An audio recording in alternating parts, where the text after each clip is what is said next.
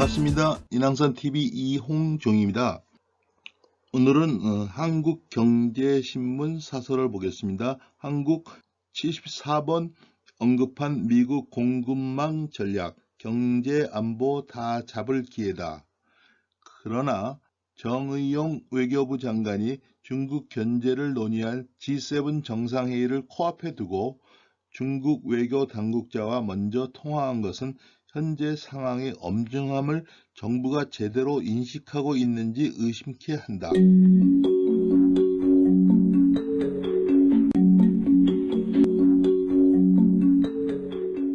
미국이 반도체, 배터리, 이토류, 의약품 등 4대 핵심 산업에서 중국의 부상을 막고 미국 중심의 글로벌 공급 체계를 구축하기 위한 전략 보고서를 발표했다. 조 바이든 행정부가 100일 동안 만들었다는 보고서 주요 내용은 한국, 유럽, 일본, 대만 등 동맹국과의 협력을 통해 중국 위주의 글로벌 공급망을 미국 중심으로 완전 재편하겠다는 것이다. 주목할 대목은 250쪽 분량 보고서 곳곳에 한국과 한국 대표 기업 이름이 비중 있게 들어가 있다는 점.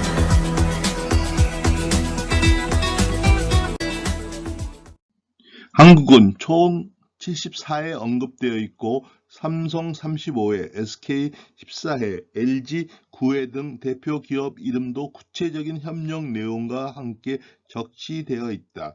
유럽, 일본 등 다른 동맹국에 비해 결코 적지 않은 분량이다.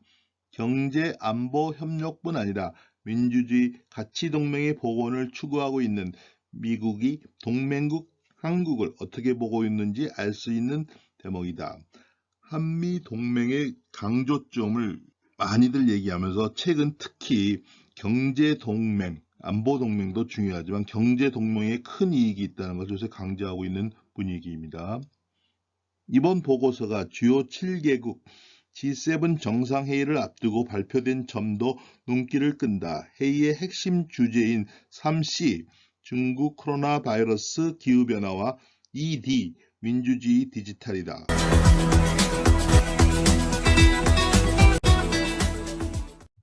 동맹국들이 민주주의라는 가치를 중심으로 중국 견제 전략을 논의할 것으로 예상된다.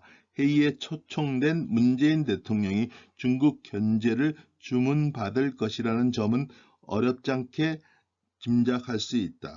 한일 간 관계 개선, 코드 플러스 참여 등도 요구받을 수 있다. 현 정부는 그동안 전략적 모호성을 근간으로 한 균형자 외교로 동맹국들과 마찰을 빚어온 게 사실이다.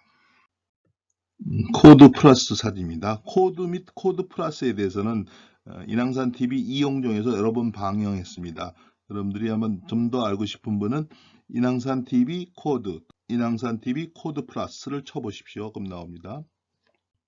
4년간 안미 경중, 안보는 미국, 경제는 중국을 외치다 남은 것은 미국의 의심, 중국의 홀대, 북한의 무시, 일본과의 갈등이다. 우리 기업들은 당장 미국과의 협력이 시급함을 뼈저리게 느끼고 있다. 미국의 400억 달러, 약 44조 원 투자를 결정한 것도 그런 이유에서다. 한미 정상회담에서 이루어진 일이죠. 국민들도 미국과의 관계가 중요하다. 고 인식한다. 77%가 그렇게 생각했네요. 이번 정상회의를 우방들의 신뢰를 회복하고 경제 안보 성과를 극대화하는 외교의 장으로 활용해야 함은 물론이다. 정의용 외교부 장관이 중국 견제를 논의할 G7 정상회의를 코앞에 두고 중국 외교 당국자와 먼저 통화한 것은 현재 상황의 엄중함을 정부가 제대로 인식하고 있는지 의심케 한다. 국제질서 대전환기에 한국이 어떤 위치이고 어떤 스탠스가 국익에 부합하는지 냉철하게 판단해야 한다.